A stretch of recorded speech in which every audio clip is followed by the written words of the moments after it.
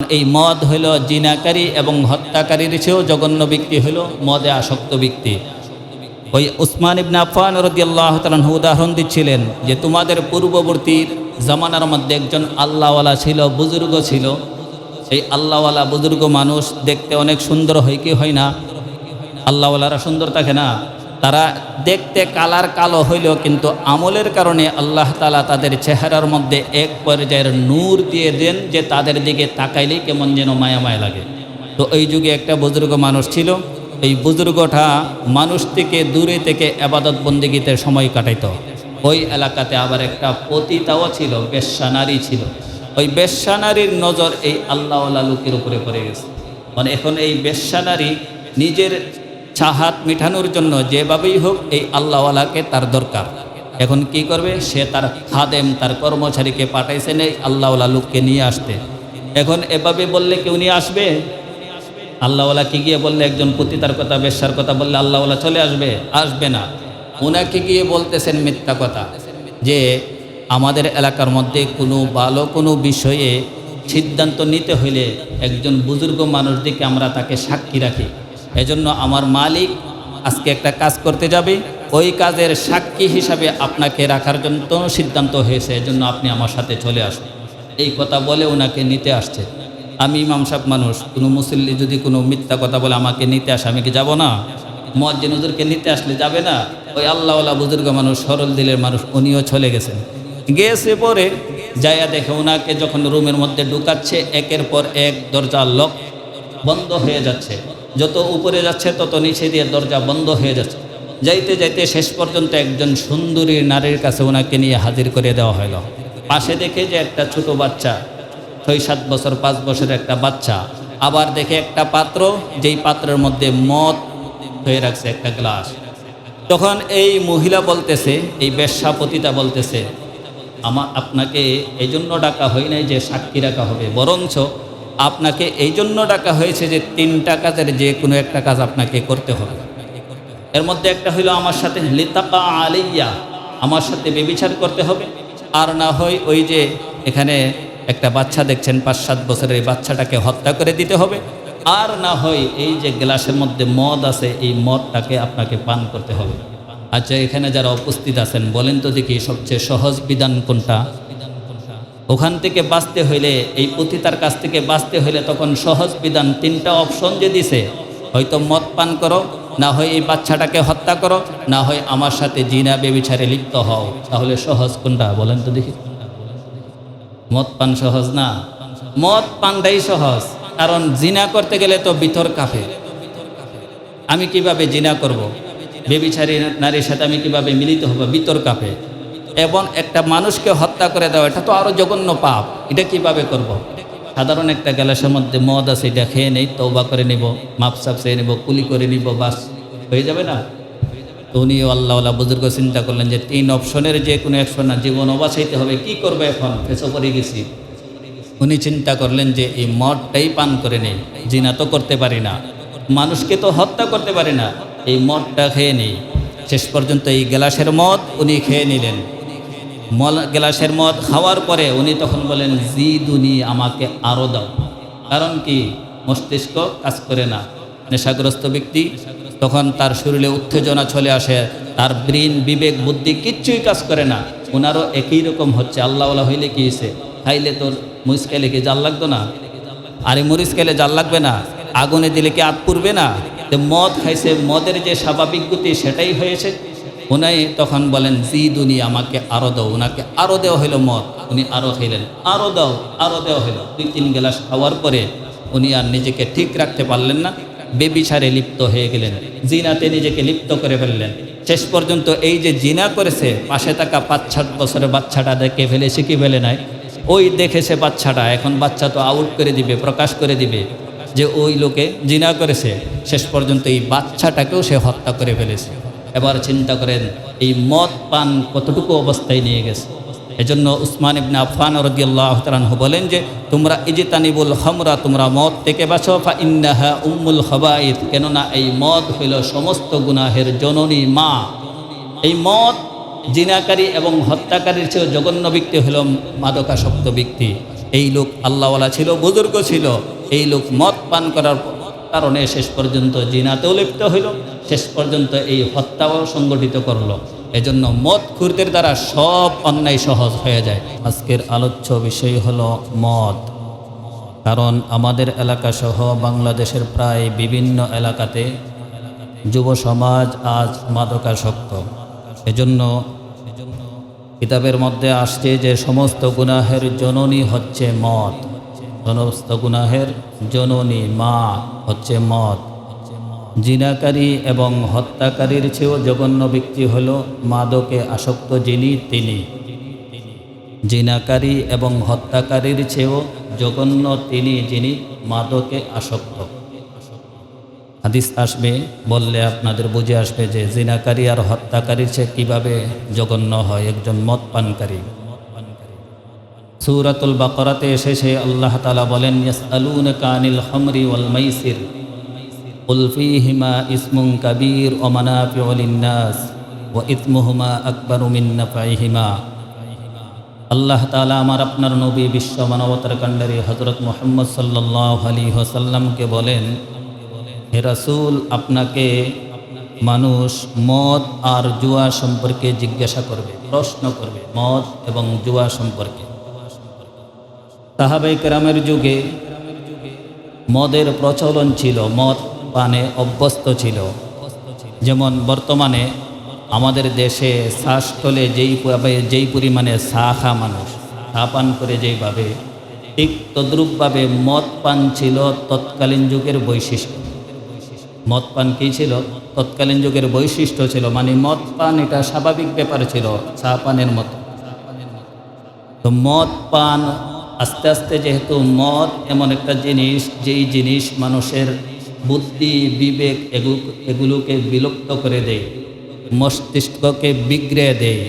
মদ পান করলে, নেশাগ্রস্ত হইলে ওই নেশাগ্রস্ত ব্যক্তি, মদ পান করা ব্যক্তির মাথা ঠিক থাকে না। যখন এই অবস্থা হচ্ছিল, তখন উমর রাদিয়াল্লাহু তাআলা আনহু আল্লাহ তাআলার কাছে দোয়া করতেন, আল্লাহুম্মা বায়্যিন লানা ফিল খামরি বায়ানান শাফিয়া। হে আল্লাহ, মদ সংক্রান্ত বিষয়ে আপনি আমাদেরকে স্পষ্ট বর্ণনা দিয়ে দেন, যেন আমরা এটা থেকে পরহেজ করতে পারি। যেহেতু এটা পান করলে আমাদের মাথা ঠিক থাকে না, আবল তাবল হয়, বুদ্ধি বিবেক বিলুপ্ত হতে থাকে, মানুষের সম্পদ শেষ হতে থাকে। মানুষ মদ পানে আসক্ত হয়ে এমন অবস্থা হয় যে তার সম্পদ সব এগুলো শেষ করে দেয়, নেশাগ্রস্ত হয়। বিবিকে মা ডেকে দে, বাবাকে শালা ডেকে দে, এক একজনকে এক একটা দেখে দে, এই মদ পান করে।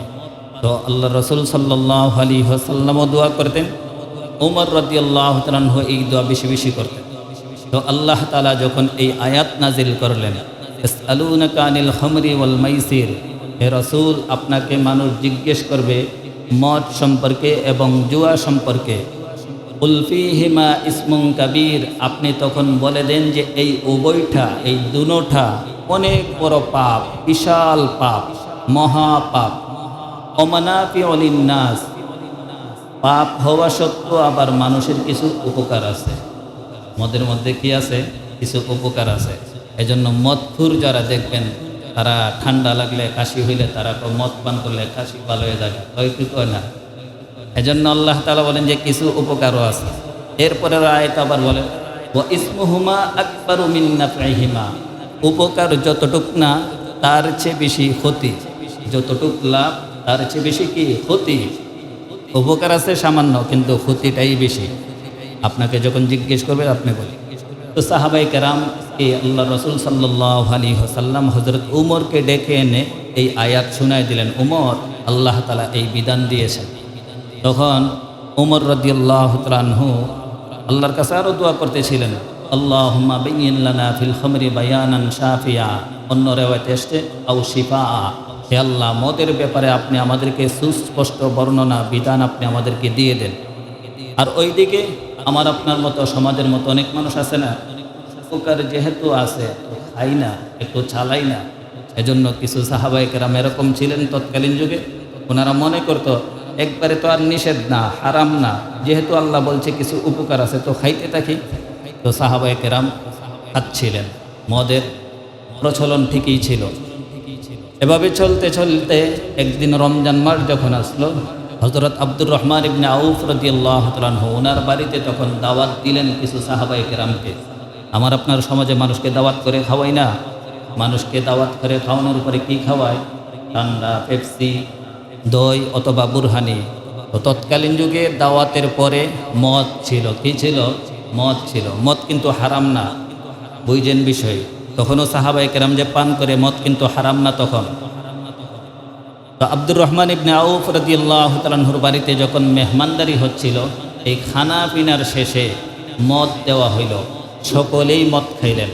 মদ খাওয়ার পরে তখন খানা পিনার পরে নামাজের টাইম চলে আসছে। সাহাবায়ে কেরাম নামাজ পড়তেন কি পড়তেন না? পড়তেন। আমার আপনাকে তো নামাজের সময় ডাকলে বলি যে প্যান্ট বালানা, মুখ বালানা, এইমাত্র বিড়ি দেখাইলাম, মুখে দুর্গন্ধ। সাহাবায়ে কেরাম না, ওনারা নামাজের সময় হইলে আর কিছু ওনাদের কাজ করতো না, নামাজ পড়তো, যেই হালাতেই থাকেন। এজন্য হাদিসের মধ্যে আসছে, মানুষ যদি দ্বিপ্রহরে জোহরের নামাজের উপস্থিত হওয়ার ফজিলত জানত, তাহলে মানুষ দৌড়াইয়া মসজিদে যাইত। আর যদি মানুষ ফজরের নামাজের ফজিলত জানত, তাহলে মানুষ হামাগুড়ি দিয়ে হইল ফজরের জামাতে গিয়ে অংশগ্রহণ করত। কিন্তু আজকে আমাদের এই বিশাল মসজিদ, তিনতলা মসজিদ, ফজরের সময় মুসল্লিদের হাহাকার, এক কাতারেই বলে না। তো মুহতারাম হাদিরিন, আল্লাহ রাসূল বলেন যে মানুষ যদি জানতো হামাগুড়ি দিয়ে হইল আইতো, আজকে সুস্থ মানুষ বাসাতে ঘুমাই তাকে আসে না। তো সাহাবায়ে কেরাম নামাজের টাইম হয়ে গেলেন, এখন নামাজ পড়তে হবে। খাওয়ার পরে নামাজের টাইম, বলেন তো দেখি কোন নামাজ হইতে পারে? মাগরিবের নামাজ। রমজান মাস ছিল। তো কে ইমামতি করবে?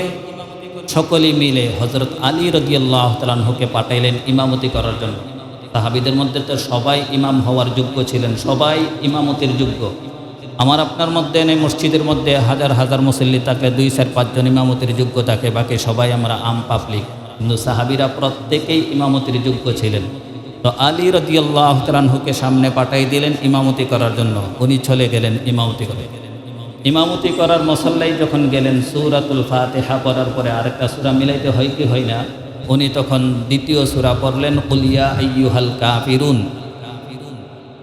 লা আ'বুদু মা তা'বুদুন।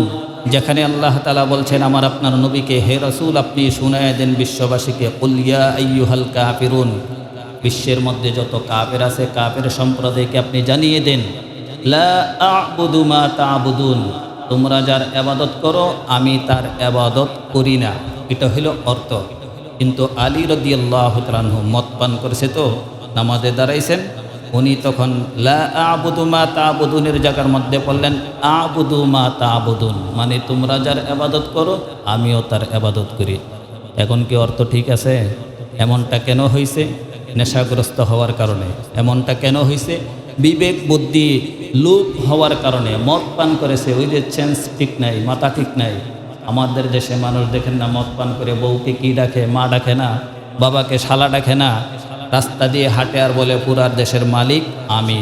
এমন বলে কি বলে না? কারণ কি? তার মাথা কি নাই, ঠিক নাই। তো আলী রাদিয়াল্লাহু তাআলা আনহু নামাজের মধ্যে এই কথা বললেন। তো যারা নামাজ পড়েছেন এর মধ্যে যারা মদ পান না করছিলেন, সবাইকে আর ঠান্ডা খায়? আমরা দাওয়াত করার পরে সকলেই ঠান্ডা খায়, অনেকে তো খায় না। অনেকে ছিলেন খাইতেন না মদ। তো ওনাদের মধ্যে কিছু সংখ্যক লোক আল্লাহ রাসূলের কাছে গিয়ে এই ঘটনার বর্ণনা দিলেন যে ইয়া রাসূলুল্লাহ, আজকে তো এরকম ঘটনা হয়েছে। এই কথা হযরত উমর রাদিয়াল্লাহু তাআলা আনহুর কাছেও চলে গেলেন। উনি তখন আল্লাহ তাআলার কাছে বারবার বলতেছিলেন, আল্লাহুম্মা বাইয়িন লানা ফিল খামরি বায়ানান শাফিয়া, হে আল্লাহ আমাদেরকে মদের ব্যাপারে আপনি সুস্পষ্ট বিধান দিয়ে দেন, আর পারতেছি না। সাহাবায়ে কেরামের মধ্যে এরকম চলছে যে তারা মদ পান করা অবস্থায় বিভিন্ন ঘটনা ঘটাচ্ছে, মস্তিষ্ক কাজ করছে না, নামাজের মধ্যে তারা আবল তাবল করছে। তখন আল্লাহ তাআলা সূরাতুন নিসার আয়াত নাজিল করে দিলেন, ইয়া আইয়ুহাল্লাযীনা আমানু লা তাকরাবুস সালাতা ওয়া আনতুম সুকারা, হে ঈমানওয়ালারা, হে বিশ্বাসীরা, তোমরা নেশাগ্রস্ত অবস্থায়, মদ পানরত অবস্থায় নামাজ পড়বে তো দূরের কথা, নামাজের দ্বারে কাছেও যেও না। এটা নিয়ে মাজারপন্থী যারা আছে তারা অনেক সময় দলিল দেয় নামাজ লাগে না, নামাজ লাগে না। বাবার দ্বারে মুরিদ হইলে কি লাগে না? নামাজ লাগে না। কারণ আল্লাহ তাআলা বলছেন নামাজের দ্বারে কাছেও আইও না। কী কারণে নামাজের দ্বারে কাছে না আসার জন্য বলছে ওইটা আর বলে না। কোন কারণে নামাজ পড়তে না আসার জন্য আল্লাহ বলেছেন এটা আর বলে না। আল্লাহ কোন সময় নামাজ পড়তে না বলেছেন বলেন তো দেখি? মদ পান করা অবস্থায়, যখন নেশাগ্রস্ত অবস্থায় থাকে, বিবেক বুদ্ধি যখন কাজ করে না, ব্রেন যখন কাজ করে না, তখন তোমরা নামাজ পড়তে আইসো না। কারণ নামাজ মানে কি? আল্লাহ তাআলার সাথে কথা বলা, আল্লাহ তাআলার সাথে সাক্ষাৎ করা। আল্লাহ তাআলার সাথে কথা আর সাক্ষাতের সময় যদি মস্তিষ্ক কাজ না করে, বিবেক বুদ্ধি কাজ না করে, তো এটা আল্লাহ পছন্দ করবে? এজন্য আল্লাহ তাআলা নিষেধ করে দিয়েছেন, তোমরা মদ পানরত অবস্থায় নামাজ পড়বা না, নামাজের কাছেও আসবা না। তো সাহাবায়ে কেরামের মধ্যে আরও অনেকেই মদ ছেড়ে দিলেন। আবার কিছু সংখ্যক আছে না আমাদের মতো, ওরা বলে যে আল্লাহ তো বলছে যে না, মদ পান করে নামাজ না পড়বার লাগে, তাহলে তো বাকি সময় করা যাবে। 1 ঘন্টা 2 ঘন্টা আগে খাইলে তো আর অসুবিধা নেই, 3 ঘন্টা আগে খাইলে তো আর অসুবিধা নেই, নেশা কেটে গেলেই তো চলে, নামাজের সময় নেশা না কাজ করলেই চলে। তো কিছু সাহাবায়ে কেরাম এই মদ আবার ছালাইতে আসে। এরপরে এভাবে চলতে চলতে এদিকে হযরত উমর রাদিয়াল্লাহু তাআলা পেরেশান। সাহাবায়ে কেরামের মধ্যে আস্তে আস্তে আস্তে আস্তে খুন খারাবি, হাতাহাতি, ঝগড়া এগুলো শুধু বাড়তেছে।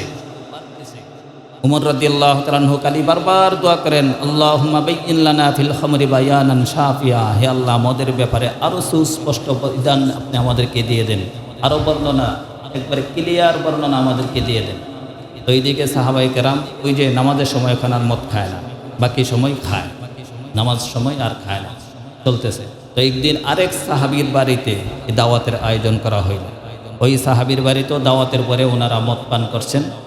ওইদিকে আরবরা খুবই তা খুব আবৃত্তি করতেন এবং তাদের মধ্যে বংশের বড়াই, ক্ষমতার বড়াই, বীরত্ব, কার থেকে কার বংশ উন্নত, এই নিয়ে তাদের মধ্যে প্রচুর পরিমাণে লড়াই হতো, তর্ক বিতর্ক হইত। একদিন খাওয়ার পরে, মদ খাওয়ার পরে তখন বসে বসে তারা কবিতা আবৃত্তির এক পর্যায়ে তর্কাতর্কি শুরু হইল বংশ নিয়ে। এর মধ্যে হাতাহাতি শুরু হয়ে গেল। যেই উঠের গোশত দিয়ে খাইছিল সেই উঠের হাড্ডি দিয়ে তাদের মধ্যে মারামারি শুরু হয়ে গেল। এই খবরও আল্লাহ রসুল সাল্লাল্লাহু আলাইহি সাল্লামের কাছে চলে আসলেন। এই খবর হযরত উমর রাদিয়াল্লাহু তাআলার কাছে চলে আসলেন। কারণ কি? যারা নেশাগ্রস্ত হয়, মাদকাসক্ত হয়, তারাই এলাকার মধ্যে সবচেয়ে বেশি ফাসাদ সৃষ্টি করে, ঝগড়া সৃষ্টি করে, ঠিক না ঠিক? তৎকালীন যুগে এটা ছিল।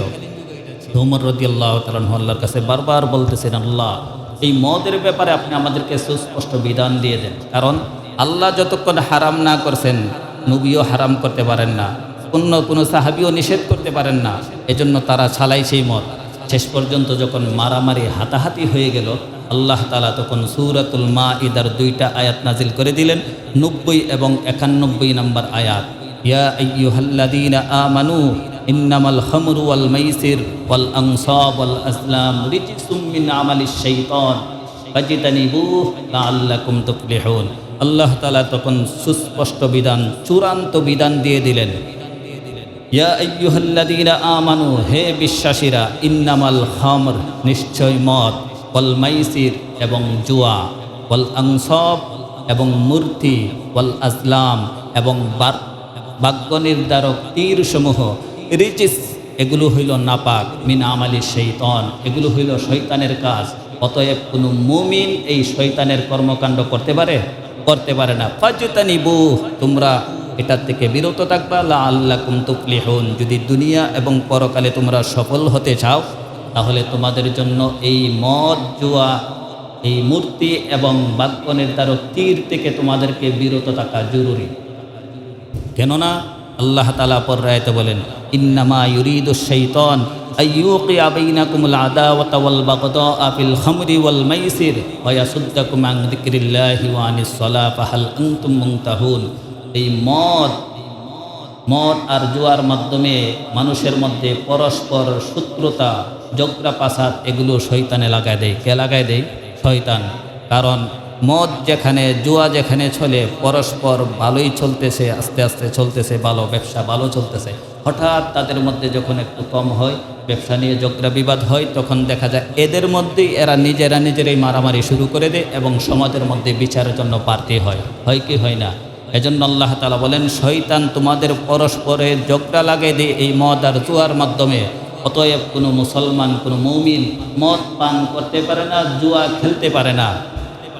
সাহাবায়ে কেরাম মদই খাইতেন তৎকালীন যুগে, কিন্তু তারা জুয়া খেলতেন না। কিন্তু এই যুগে জুয়া আছে না নাই? সাহাবীদের যুগে কি বিপিএল ছিল, আইপিএল ছিল, সিপিএল ছিল, আর্জেন্টিনা ব্রাজিল ছিল? এগুলো নিয়ে তারা বাজি ধরবে, প্রতি ওভারে বাজি ধরবে, প্রতি বলে বাজি ধরবে, ছক্কা হবে না চার হবে, এগুলো ছিল? এগুলো ছিল না। তাদের কাছে জুয়া ছিল না, শুধু মদ পান করতেন তারা। কিন্তু আল্লাহ তাআলা এই মদকে কেন্দ্র করে তখন জুয়া, মূর্তি এবং বাক্য নির্ধারক তীর সমস্যা হয়েছিল একটাই, আল্লাহ তাআলা এই সুযোগে আরও কয়েকটাকে নিষেধ করে দিলেন, হারাম করে দিলেন। যা সব হারাম, মদও হারাম, জুয়াও হারাম, মূর্তিও হারাম এবং বাক্য নির্ধারক তীর এটাও হারাম করে দিলাম আল্লাহ তাআলা। যখন সাহাবায়ে কেরাম এই বিধান শুনলেন যে আল্লাহ তাআলা নিষেধ করে দিয়েছেন মদ, চূড়ান্ত পর্যায়ের নিষেধ, যেদিন মদ নিষিদ্ধ হয়, যেদিন আবু তালহা রাদিয়াল্লাহু তাআলা আনহু সহ এবং আরও কয়েকজন বিশিষ্ট বুজুর্গ সাহাবী, আবু যর রাদিয়াল্লাহু তাআলা আনহু সহ অনেক সাহাবায়ে কেরাম তখন এক বাড়িতে দাওয়াত খাচ্ছিলেন। ওই সময় দাওয়াতের পরে তখন আবার মদ দেওয়া হয়েছিল। তখন আনাস রাদিয়াল্লাহু তাআলা আনহু বলেন, হে থামো থামো, কে যেন কি ঘোষণা দিচ্ছে, এটাকে শুনে নাও, মদ পান করো, পরে আগে শুনে নেই কি বলে। তখন শুনে যে আল্লাহ তাআলা এই আয়াত নাজিল করে দিয়েছেন, চূড়ান্ত পর্যায়ে আল্লাহ তাআলা মদকে নিষিদ্ধ করে দিয়েছেন। যেই মাত্র মদ নিষিদ্ধ হয়ে গেল, মদিনার অলিতে গলিতে, আমার আপনার এই রাস্তা দিয়ে এখন বৃষ্টি হচ্ছে, যেইভাবে পানি যাচ্ছে না, আর এই ডলের পানি যায় না রাস্তা দিয়ে, তো আল্লাহ তাআলা যখন চূড়ান্ত পর্যায়ে মদকে নিষেধ করে দিলেন, তখন মদিনার অলি গলি রাস্তা দিয়ে এভাবে ঢলের পানির মতো মদ ভেসে যাচ্ছিল। কারণ প্রত্যেকের ঘরে যে মদ ছিল, কলস ভরা, মটকা ভরা, এই সব মদ তখন সাহাবায়ে কেরাম রাস্তার মধ্যে ঢেলে দিয়েছে। আর এই বৃষ্টির পানির মতো এই রাস্তা দিয়ে মদ চলছিল। তখন এই আবু তালহা রাদিয়াল্লাহু তাআলা আনহুকে বলা হইল যে আগে থামো, দেখি কি এই ঘোষণা করে, আগে ঘোষণা শুনে নেয়। পরে শুনে যে মদ হারাম, তখন তারা আর মদ মুখে দেয় না। আমরা হইলে তো গেলাম, আচ্ছা খাই দেয়, অনেক তাড়াতাড়ি খাইলা, টাইম শেষ হয়ে যেতেছে, হারাম করে লেছে, খাইলা না। সাহাবায়ে কেরাম সামি'না ওয়া আতা'না, শোনা মাত্রই তারা কাজে পরিণত করে দিতেন। এতদিন খাইছেন কি আল্লাহ তাআলার পক্ষ থেকে চূড়ান্ত পর্যায়ের বিধান ছিল না, হারাম ছিল না, এজন্য খাইছেন। এক জায়গায় বলছে যে কিছু উপকার আছে, এজন্য খাইছেন। আরেক জায়গায় বলছে যে মদ খাওয়া অবস্থায় নামাজে আইসো না, এজন্য খাইছেন। যখন চূড়ান্ত পর্যায়ের নিষিদ্ধ করা হইল, তখন যাদের বাড়িতে মটকাতে কলসে বালতিতে মদ ছিল, সবাই যার যার মদকে ঢেলে দিচ্ছিলেন, আর এই মদ তখন বের হয়ে যাচ্ছিল। তো মুহতারাম হাজিরিন, নবীজি সাল্লাল্লাহু আলাইহি ওয়াসাল্লাম বলেন, এমন এক জামানা আসবে যেই জামানার মধ্যে মানুষ মদকে ভিন্ন নামে পান করবে। মদকে কি করবে? ভিন্ন নামে পান করবে। মদের নাম তখন আর মদ থাকবে না, মদের নাম বিয়ার হয়ে যাবে। মদের নাম কি হবে? বিয়ার হয়ে যাবে, ব্ল্যাক হর্স হয়ে যাবে, টাইগার হবে, আরও যে কিছু কিছু নাম আছে, বাংলা মদ, বিভিন্ন নামে তখন তারা পান করবে, কিন্তু এটা মদ থাকবে না নাম। আল্লাহ রাসূল বলেন, মদ তো সেটাই যেটা খাইলে আকল বুদ্ধি কাজ করে না, সেটাই হলো মদ। মদ কোনটা? যেটা খাইলে আকল বুদ্ধি কাজ করে না, এটাই মদ। নবীজি সাল্লাল্লাহু আলাইহি ওয়াসাল্লামের যুগে হযরত আব্বাস রাদিয়াল্লাহু তাআলা আনহুকে এক ব্যক্তি জিজ্ঞেস করেছিলেন, ইয়া রাসূলুল্লাহ, হে আব্বাস, মদ কি বিক্রি করা যায়? মদ বিক্রির সম্পর্কে জিজ্ঞেস করা হয়েছিল। তখন আব্বাস রাদিয়াল্লাহু তাআলা আনহু, হারাম যেহেতু হয়ে গেছে, এখন কি অন্য কেন বেচা যাবে কিনা? যেমন আমাদের মধ্যে অনেকে আছে, নিজেরা সিগারেট খাই না কিন্তু সিগারেট আবার বিক্রি করি, নিজেরা মদ খাই না কিন্তু মদ আবার বিক্রি করি, করি কি করি না? হারাম যখন হয়ে গেছে, তখন আল্লাহ রাসূল সাল্লাল্লাহু আলাইহি সাল্লামকে আব্বাস রাদিয়াল্লাহু তাআলা আনহুকে জিজ্ঞেস করা হইল। তখন উনি বলেন যে, তুমি আমাকে ভালো একটা প্রশ্ন জিজ্ঞাসা করেছো। আমি নবীজি সাল্লাল্লাহু আলাইহি ওয়াসাল্লামের কাছে ওনার এক বন্ধুকে আসতে দেখলাম মক্কা বিজয়ের দিনে। যে বন্ধুর কাছে যখন আসলো, হাদিয়া নিয়ে আসছে। কি নিয়ে আসছে? হাদিয়া নিয়ে আসছে। বন্ধুরে দেখতে আসছে, হাদিয়া নিয়ে আসছে। হাদিয়া কি? এক কলস মদ নিয়ে আসছে, নবীর জন্য এক কলস মদ নিয়ে আসছে এক সাহাবী। তখন আল্লাহ রাসূল সাল্লাল্লাহু আলাইহি ওয়াসাল্লামের কাছে যখন আসলো, উনি বলেন, আমা আলিমতা ইন্নাল্লাহা হারামাহুমা, হে লোক, তুমি কি জানো না যে আল্লাহ তাআলা যে মদ হারাম করে দিয়েছে? তুমি এটা কি করলা? তুমি আমার এখানে বেড়াইতে আসছো, মদ নিয়ে আসছো, আল্লাহ যে মদ হারাম করছে তুমি জানো না? ওই লোকে বলে, না ইয়া রাসূলুল্লাহ, আমি তো জানি না। তখন ওই লোক তার খাদেমকে, তার কর্মচারীকে অর্ডার করলো যে এই মদগুলো বিক্রি করে দাও। নবীজি সাল্লাল্লাহু আলাইহি সাল্লাম তখন শুনে বললেন, তোমার খাদেমকে কি বলেছো যে মদ বিক্রি করে দেওয়ার জন্য? আল্লাহ রাসূল সাল্লাল্লাহু আলাইহি ওয়াসাল্লাম বলেন, ইন্নাল্লাযী হাররামা শুরবাহা হাররামা বাইউহা, যেই জিনিস পান করা হারাম একই জিনিস বিক্রি করাও হারাম। যেই জিনিস পান করা কি হারাম, একই জিনিস বিক্রি করাও হারাম।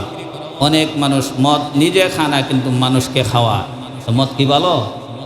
নিজে যদি না খান অন্যের জন্য এটা চলবে না। নিজে খাইলেও যেমন হারাম, অন্যের জন্য হারাম। অন্য হাদিসে তো এটাও আছে, আল্লাহ রাসূল বলেন, মানুষ ততক্ষণ পর্যন্ত মুমিন হবে না যতক্ষণ না নিজের জন্য যা পছন্দ অপর ভাইয়ের জন্য তা পছন্দ না করে, ততক্ষণ পূর্ণাঙ্গ মুমিনই হবে না। তো আল্লাহ রাসূল সাল্লাল্লাহু আলাইহি সাল্লাম বললেন যে এখান থেকে মদ কি খাওয়া যেমন হারাম, মদ বিক্রি করাও হারাম। আমাদের উলামায়ে কেরামের বয়ান শুনে অনেকে নিজেদের বাড়িতে যখন টিভি থাকে তখন ইসলামের পথে আসলে, ধার্মিকতার পথ ধরলে তখন চিন্তা করে এতদিন টিভি দেখছি, এখন আর টিভি দেখবো না, টিভিটা বিক্রি করে দেই। না, আপনি দেখলে যেমন গুনাহ হইতো, এখন বিক্রি করলে আরেকবার দেখলে এটা গুনাই হবে। এটাকে আর এখন বিক্রি করার কোনো সুরত নাই, এটাকে ব্যঙ্গে দিবেন। এটাকে কি করে দিবেন? ব্যঙ্গে দিবেন। এখান থেকে আরও শোনেন, আল্লাহ রাসূল সাল্লাল্লাহু আলাইহি ওয়াসাল্লাম এক হাদিসের মধ্যে, তিরমিজি শরীফের হাদিস, ওখানে বলেন যে মান কানা ইউমিনু বিল্লাহি ওয়াল ইয়াউমিল আখির ফালা ইউদখিলুল হাম্মামা বিগাইরি ইজারিন, যে ব্যক্তি আল্লাহ বিশ্বাস করে, পরকাল বিশ্বাস করে, সে যেন লুঙ্গি ছাড়া অর্থাৎ উলঙ্গ অবস্থায় বাথরুমে না থাকে। উলঙ্গ অবস্থায় বাথরুমে না থাকে, গোসলখানায় না থাকে। এরপরে নবীজি সাল্লাল্লাহু আলাইহি ওয়াসাল্লাম বলেন, ওমান কানা ইউমিনু বিল্লাহি ওয়াল ইয়াউমিল আখির ফালা ইউদখিল হালিলাতাহুল হাম্মাম, যে ব্যক্তি আল্লাহ বিশ্বাস করে, পরকাল বিশ্বাস করে, সে যেন তার স্ত্রীকে গণ শৌচাগারে, গণ টয়লেটে, পাবলিক টয়লেটে প্রবেশ না করায়, পাবলিক গোসলখানাতে প্রবেশ করার অনুমতি না দেয়।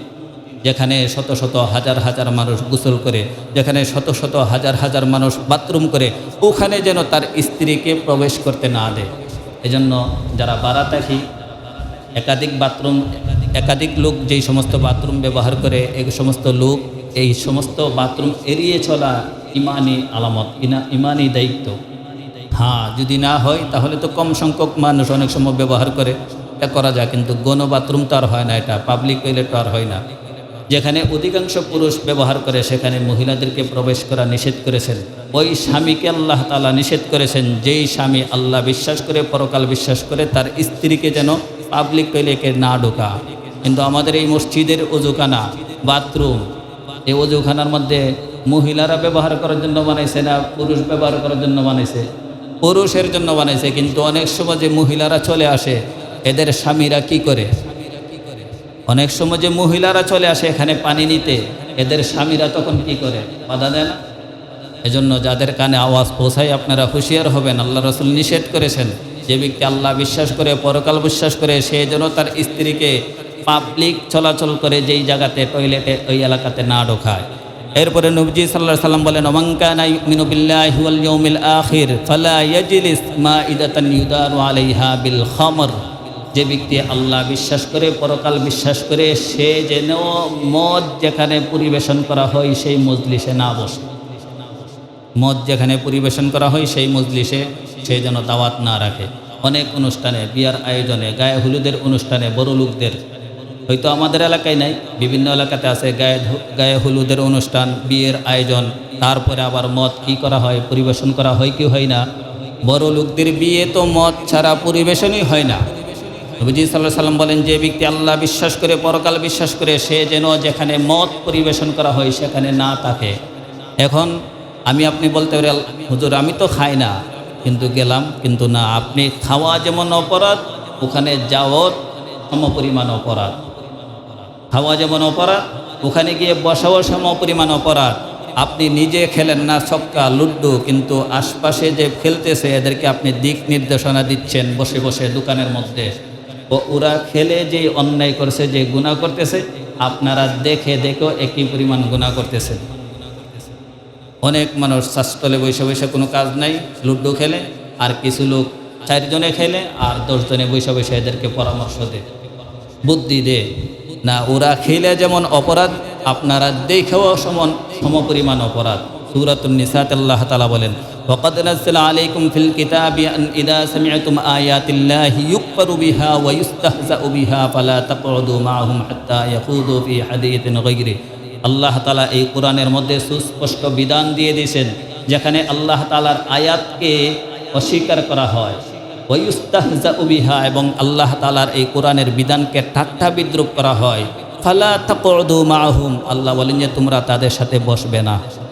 হাত্তা ইয়াখুদু ফি হাদীথিন গায়রি, যতক্ষণ না পর্যন্ত তারা এই কর্মকাণ্ড থেকে ফিরে না আসে, তাদের বিষয় পরিবর্তন না করে, ততক্ষণ তাদের সাথে তোমরা বসবা না। ইন্নাকুম ইদাম মিথলুহুম, যদি বসো তো তোমরা তাদের মতো নই, যদি বসো তো তোমরা কি তাদের মতো। এজন্য মুহতারাম হাজিরিন, নিষিদ্ধ, আমরা ওখানে যাব না। মদ হারাম হওয়ার আগে সাহাবায়ে কেরামের মধ্যে এটার বিধান ছিল, এটা ছিল, কিন্তু মদ যখন হারাম হয়ে গেছে তখন সাহাবায়ে কেরাম এমনভাবে নিজেদেরকে পরহেজ করে দিলেন, বিরত রাখলেন যে আর জিন্দিগিতে কেউ মদ পান করে নাই। আমাদের এই দেশে যেই সমস্ত যুবকরা পান করে, যেই সমস্ত মানুষরা পান করে, এই মদের বিধান হারাম হওয়ার আগে না পরে, এখন তো হারাম হওয়ার স্পষ্ট বিধান, এখন তো আর এটা উপকার নাই, ক্ষতি আর ক্ষতি, আল্লাহ তাআলা ডাইরেক্ট হারাম করে দিয়েছেন, এখন কোনো অবস্থাতে এটাকে পান করা যাবে না। আবু দাউদ শরীফের বর্ণনাতে এসেছে, আল্লাহর রাসূল সাল্লাল্লাহু আলাইহি ওয়াসাল্লাম বলেন, লানাল্লাহুল খামর, আল্লাহ তাআলা মদটাকেই অভিশপ্ত করেছেন। মদের মধ্যে আল্লাহ কী করেছেন? অভিশাপ দিয়েছেন। স্বয়ং মদ, এই মদটাই অভিশপ্ত। ওয়াশারিবাহা, যে পান করে সেও লানত প্রাপ্ত, তার উপরে আল্লাহ তাআলার লানত। ওয়াশারিবাহা, যে পান করে তার উপরে আল্লাহ তাআলার লানত। ওয়াসাকিয়াহা, যে পান করায়, প্রথম বলছে যে পান করে, দ্বিতীয়বার বলছে যে পান করায়, উভয়ের উপরে লানত। ওয়া মুবতাআহা, যে ক্রয় করে এবং যে বিক্রয় করে, উভয়ের উপরে আল্লাহ তাআলার লানত। ওয়া আসিরাহা ওয়া মু'তাসিরাহা, যে মদের সামগ্রী একত্রিত করে এবং এই মদের সামগ্রী থেকে নিংড়াইয়ে মদ বের করে, এই উভয়ের উপরে আল্লাহ তাআলার লানত, আল্লাহ তাআলা অভিশাপ করেছেন। ওয়া হামিলাহা ওয়াল মাহমুলাতা ইলাইহি, যে মদ সরবরাহ করে এবং যার জন্য সরবরাহ করা হয় তার উপরেও লানত, আল্লাহ তাআলার লানত। মদ যারা সরবরাহ করে, আমাদের দেশে মদ সরবরাহ হয় কি হয় না? কত পদ্ধতি, কত নিয়মে যে মদ সরবরাহ করা হয়, আপনারা দেখছেন কিনা জানি না। মানুষের পেটের ভিতরে সহ মদ সরবরাহ করা হয়। পেটের ভিতর থেকে ইয়াবা ট্যাবলেট বের হয় কি হয় না? লাশের ভিতরে ইয়াবা ট্যাবলেট প্যাকেট করে সুন্দর করে অ্যাম্বুলেন্স দিয়ে নিয়ে যা, এমন ঘটনা দেখেন নাই? কাঁঠালের ভিতরে ইয়াবা ট্যাবলেট, কাঁঠালের ভিতরে ইয়াবা ট্যাবলেট, তরমুজের ভিতরে ইয়াবা ট্যাবলেট। বাহির থেকে দেখা যাচ্ছে এটা পুরাপুরি তরমুজ, কিন্তু ভিতরে সব ইয়াবা, সব মদ। বাহির থেকে দেখা যাচ্ছে এটা কাঁঠাল, কিন্তু ভিতরে সব কি? ট্যাবলেট। গরুর পেটের ভিতরে ইয়াবা ট্যাবলেট দিয়ে তারপরও মদ খাইতেইব। কত নিকৃষ্ট মানুষ, এরপরও মদ খাইতেইব। কিভাবে খান? আপনার রুচিতে কিভাবে ধরে? আল্লাহ তাআলা তো এটাকে নাপাক বলেছেন, রিজিস বলেছেন, যে মদ নাপাক, ইয়াবা ট্যাবলেট নাপাক। এই মস্তিষ্ক বিগড়িয়ে যায় এমন যত জিনিস আছে সব আল্লাহ তাআলা হারাম করেছেন। মানুষের পেশাব পায়খানা তো নাপাক, তো ওইটাও খায়েন। ও মদখুর ভাইয়েরা, আপনাদেরকে বলছি যে মানুষের পেশাব পায়খানা তো নাপাক, তো ওইটাও খায়েন। মানুষের পেটের ভিতরে ঢুকে, পায়খানার রাস্তা দিয়ে ঢুকে নিয়ে সরবরাহ করছেন, আবার এখান থেকে বের করে খাচ্ছেন, তো আপনাদের রুচি, আপনাদের রুচির মধ্যে দীক্ষা। এজন্য আল্লাহ তাআলা শত দিক জানিয়েছেন যে স্বয়ং মদটাই লানত প্রাপ্ত। যে পান করে, যে পান করায়, যে ক্রয় করে, যে বিক্রি করে, যে মদের সামগ্রী একত্রিত করে এবং যে নিংড়ে বের করে এবং যে সরবরাহ করে, যার জন্য সরবরাহ করে, সকলের জন্য আল্লাহ তাআলা অভিশাপ দিয়েছেন। আল্লাহর লানত, ফেরেশতাদের লানত, আসমানের লানত, জমিনের লানত, সমস্ত মাখলুকাতের লানত যারা মদ পান করে তাদের উপরে। শুধু কি পানকারীর উপরে নাকি অনেকের উপরে? অনেকের উপরে। আপনি অফিসে চাকরি করেন, নিজে মদ খান না, কিন্তু বসকে ঠিকই মদ ঢেলে ঢেলে দিতে হয়, আছে না নাই? ওই বস খেয়ে যেই পরিমাণ অপরাধী, আপনি থাকিয়ে ঢেলে দিয়ে সম পরিমাণ অপরাধী। এজন্য সাবধান মুহতারাম হাজিরিন। আল্লাহ রাসূল সাল্লাল্লাহু আলাইহি ওয়াসাল্লামের সাহাবী হযরত উসমান ইবনে আফফান রাদিয়াল্লাহু তাআলা আনহু উনি বলেন যে ইজতানিবুল খামর ফা ইন্নাহা উম্মুল খাবাইস, তোমরা মদ থেকে বাঁচো, কেননা এটা হইল সমস্ত গুনাহের জননী। মদ থেকে বাঁচো, এটা কি? সমস্ত গুনাহের মা। কারণ এই মদ হইল জিনাকারী এবং হত্যাকারীর চেয়েও জঘন্য ব্যক্তি হইল মদে আসক্ত ব্যক্তি।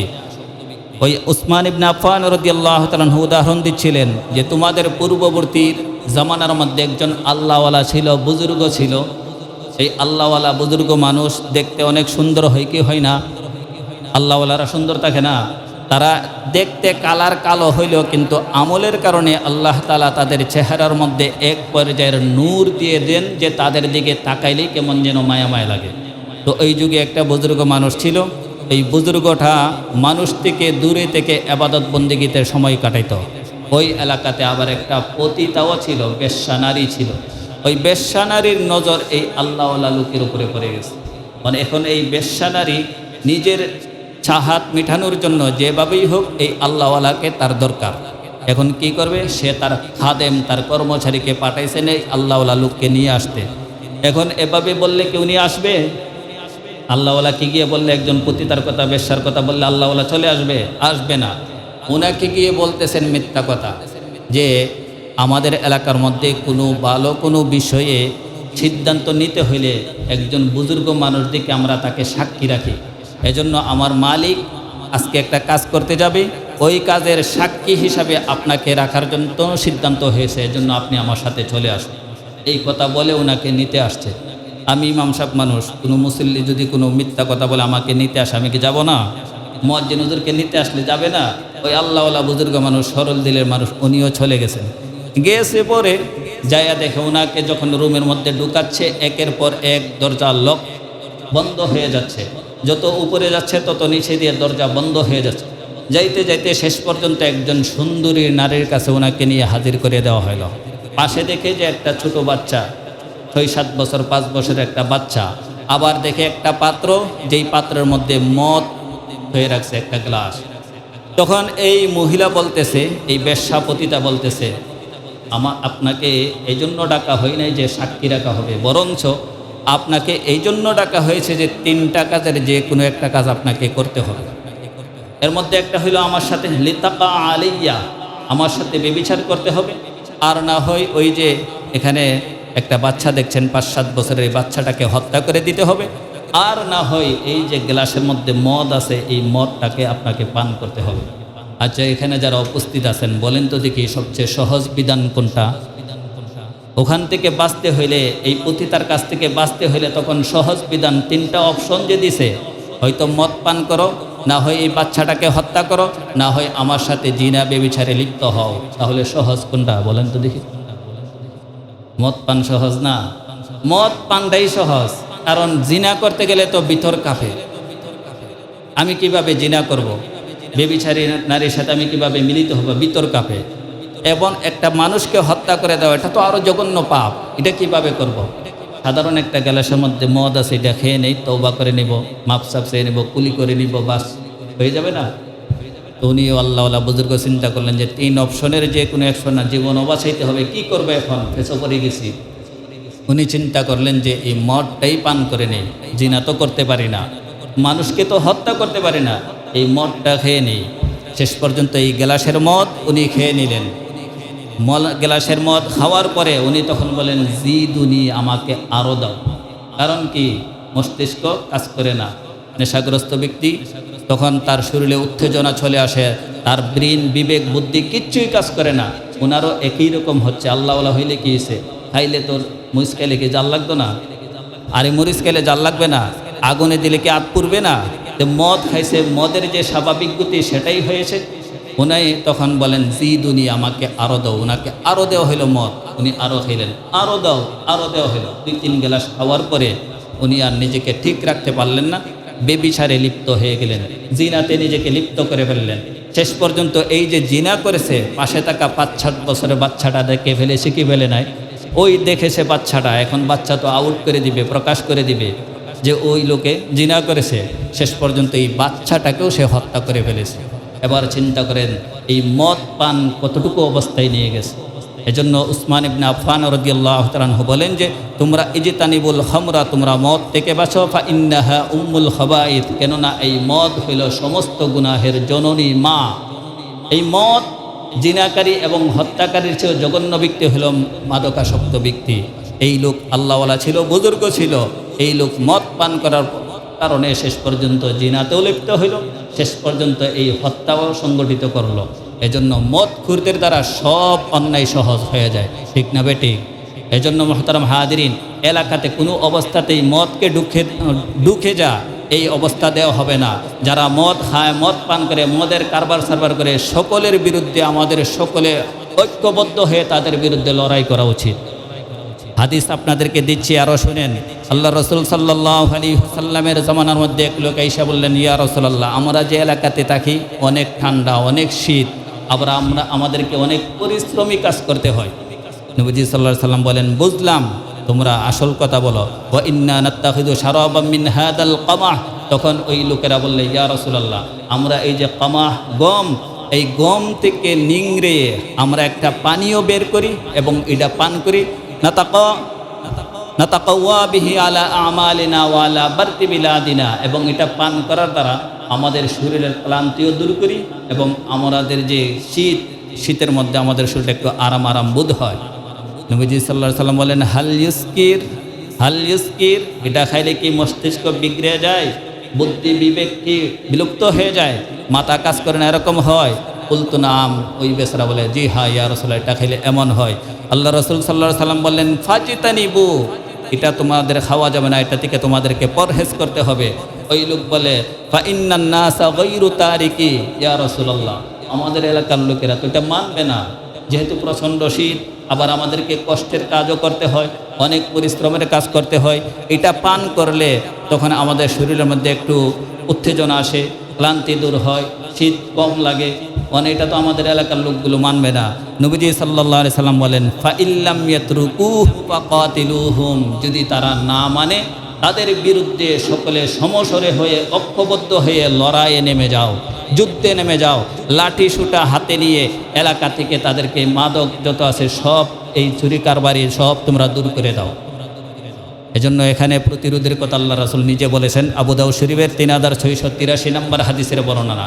এলাকার থেকে যদি কেউ না মানে, সহজভাবে বললে, মদের কারবার থেকে যদি ফিরে না আসে, তাদের বিরুদ্ধে লাঠি নিয়ে যুদ্ধ করার কথা কে বলেছেন? আমার আপনার নবী, বিশ্ব মানবতার কান্ডারি হযরত মুহাম্মদ সাল্লাল্লাহু আলাইহি ওয়াসাল্লাম। এজন্য এলাকাতে কোনো অবস্থাতেই মাদক ঢুকে যায় এই যেন না হয়। কারণ মাদক যেই এলাকাতে ঢুকে, যেই গড়ে ঢুকে, যেই পরিবারে ঢুকে, যেই মহল্লাতে ঢুকে, সবাইকে শুধু ধ্বংসই করে কোনোদিন মাদক সেবন করে, মাদক পান করে কেউ উন্নতি করতে পারে না। কারণ আল্লাহ তাআলা নিজে বলেছেন, এটা তোমাদের জন্য কল্যাণ না, এটা তোমাদের জন্য ক্ষতি সাধন করে। আল্লাহ তাআলা আপনাকে ফুসফুস দিয়েছেন, আল্লাহ তাআলা আপনাকে লিভার দিয়েছেন, আল্লাহ তাআলা আপনাকে হার্ট দিয়েছেন, কিডনি দিয়েছেন, এগুলো আল্লাহ তাআলার দেওয়া আমানত। এই মদ পান করে, নেশা করে এগুলোকে আপনি নষ্ট করতে পারেন না। কোনো মদকুরের ফুসফুস ঠিক থাকে? আরে কথা বলেন, কোনো মদকুরের ফুসফুস ঠিক থাকে? লিভার ঠিক থাকে? কিডনি ঠিক থাকে? হার্ট ঠিক থাকে? এগুলো আল্লাহর দেওয়া আমানত, এগুলো আপনি নষ্ট করতে পারেন না। আজকে আপনি শরীরের উত্তেজনা নিয়ে আসার জন্য আপনি নেশা পান করেছেন, আর ওই দিন রাত্রেবেলা ঘুম আসে, আপনি ঘুমাচ্ছেন না। একটা সময় এমন আসবে যে হাজার হাজার ঘুমের ট্যাবলেট খাইও আপনি ঘুম আনতে পারবেন না। আজকে মদ খাই আপনি ঘুমকে দূরে সরাচ্ছেন, কিন্তু একটা সময় আসবে হাজারো ট্যাবলেট খাইও আপনি ঘুম আনতে পারবেন না। এজন্য আল্লাহ নিষেধ করেছেন, তোমরা তোমাদের নিজেদেরকে ধ্বংসের দিকে ঠেলে দিও না। মুহতারাম হাজিরিন, এজন্য আমরা আমাদের এলাকা থেকে যত মদ কারবার আছে, চুরি চালান যারা দেয়, যে সমস্ত যুবকরা যারা তাদের সাথে সম্পৃক্ত, যাদের মাধ্যমে আসে, সকলের বিরুদ্ধে প্রতিরোধ করতে হবে। অনেক সময় দেখা যায় আমাদের এলাকায় এমন হয় যে নেতাদের মাধ্যমে চলে আসে, নেতাদেরকে কেউ কিছু বলতে পারে না, কিন্তু যার কাছে আসে এই গরিব মানুষ, তার বিরুদ্ধে সবাই গিয়ে আন্দোলন করে। যেভাবে আসে রাস্তাটাকে বন্ধ করেন, যেই নেতার মাধ্যমে আসে, যেই বড় লোকের মাধ্যমে আসে, তাকে আগে নিষেধ করেন না। উনি যদি এই কাজের সাথে জড়িত থাকে, তাহলে বাকিরা ঠিক করবেন কিভাবে? নিজে অন্যায়ের সাথে জড়িত থেকে কোনোদিন অন্যায়ের কাছ থেকে আরেকজনকে বাধা দেওয়া যাবে? এটা সম্ভব না, কোনো অবস্থাতেই হবে না। এজন্য নিজে ঠিক হতে হবে, তাহলে অন্যদেরকে ঠিক করা যাবে। তো কোনো অবস্থাতেই যেন মদ আমাদের এলাকাতে না ঢুকে, আমাদের ঘরে না ঢুকে। কারণ মদখুর তার পরিবার ধ্বংস করে দেয়, তার ছেলেমেয়ের ভবিষ্যৎ শেষ করে দেয়, তার সম্পদ শেষ করে দেয়। সে কাউকে চেনে না, সে আস্তে আস্তে কাউকে চেনে না, শুধু নিজেকেই চিনে। এজন্য আল্লাহ তাআলা নিষেধ করেছেন, মদ পান করিও না। ফাজিতানিবু, তোমরা এটা থেকে বিরত থাকো, লাআল্লাকুম তুফলিহুন, যদি দুনিয়া এবং আখিরাতে তোমরা সফল হতে চাও। আল্লাহ তাআলা আমাদের সকলকেই এই মদ থেকে দূরে থাকতে পারে আল্লাহ তৌফিক দেন, আমরা পড়ি আমিন। আরও যত নেশাগ্রস্ত জিনিস আছে এই সমস্ত নেশাগ্রস্ত জিনিস থেকে আমরা দূরে থাকতে পারি আল্লাহ তৌফিক দেন, পড়ি আমিন। আরও একটা কথা শুনি, এই বিড়ির ব্যাপারে, সিগারেটের ব্যাপারে। আপনারা মনে করেন সিগারেট তো সাধারণ খাবার, না, সিগারেটও মাকরুহে তাহরিমি। যেই জিনিস পান করা মাকরুহে তাহরিমি, একই জিনিস বিক্রি করাও মাকরুহে তাহরিমি। সূরাতুল গাশিয়াত আল্লাহ তাআলা বলেন, লাইসা লাহুম তাআমুন ইল্লা মিন দরি, যারা জাহান্নামী হবে এই জাহান্নামীদের জন্য কোনো খাদ্য নাই, ইল্লা মিন দরি, তবে একটা খাদ্য আছে যেই খাদ্যের নাম হইল দরি। এবং দরি কি খাদ্য? লা ইউসমিনু ওয়ালা ইউগনি মিন জু। পরায়াত আল্লাহ বলেন, দরি হইল এমন খাদ্য যেই খাদ্য না শরীর উন্নতি করে আর না ক্ষুধা নিবারণ করে, স্বাস্থ্যেরও কোনো উন্নতি ঘটায় না এবং পেটের খিদাও নিবারণ করে না। এটা হইল দরি নামে খাদ্যের বৈশিষ্ট্য। তাহলে যারা সিগারেট খান, বিড়ি খান, আপনাদের কি এই বিড়ি খাওয়ার কারণে পেটের খিদা নিবারণ হয়েছে এমন বলতে পারবেন? যে সকালবেলা একটা বিড়ি খাইলে আর সকালের ভাত খাওয়া লাগে না, দুপুরে 2টা খাইলে আর দুপুরের খাওয়া লাগে না, রাত্রে 3টা খাইলে আর রাত্রের খাবার খাওয়া লাগে না, এমন হয়? তাহলে এটা জাহান্নামীদের খাবার, যেই খাবার পেটের খিদা নিবারণ করে না, যেই খাবার স্বাস্থ্যের উন্নতি ঘটায় না। এই পর্যন্ত কোনো বিড়িখুরের স্বাস্থ্য দিন দিন বাড়ছে এমন ঘটনা ঘটছে? যারা নেশা খায়, বিড়ি খায়, তাদের তো স্বাস্থ্যের অবনতি ছাড়া উন্নতি কোনোদিন হয় না। এই সিগারেটের গায়ের মধ্যে লেখা আছে ক্যান্সারের কারণ, ফুসফুসের কারণ, মারাত্মক ক্ষতির কারণ, তারপরেও খাচ্ছেন। আপনার কত বড় সাহস! এরপরে আবার হাসপাতাল যাচ্ছেন, ডাক্তার দেখাচ্ছেন। কোনো চকলেটের গায়ে যদি লেখা থাকে যে এটা খাইলে ক্যান্সার হবে, ফুসফুস নষ্ট হয়ে যাবে, আপনার বাচ্চাকে কি এই চকলেট খাওয়াবেন? তো আপনি যে এই লেখা থাকা অবস্থায় অন্য সিগারেট খাচ্ছেন, বিড়ি খাচ্ছেন, তো আপনার সন্তান কি হবে? আপনি যদি বিড়ি খান আর সিগারেট খান, তো আপনার সন্তান তো এমনিতেই মদ খাওয়ার উপযুক্ত। আপনার সন্তান তো এমনিতেই মদ খাওয়ার উপযুক্ত। এজন্য নিজে বাঁচলে ছেলে সন্তান এমনিতেই বাঁচবে। এই বিড়িকে, সিগারেটকে আপনারা সাধারণ মনে করেন না, এটাও একটা মারাত্মক খাদ্য। এটা জাহান্নামীদের খাদ্য।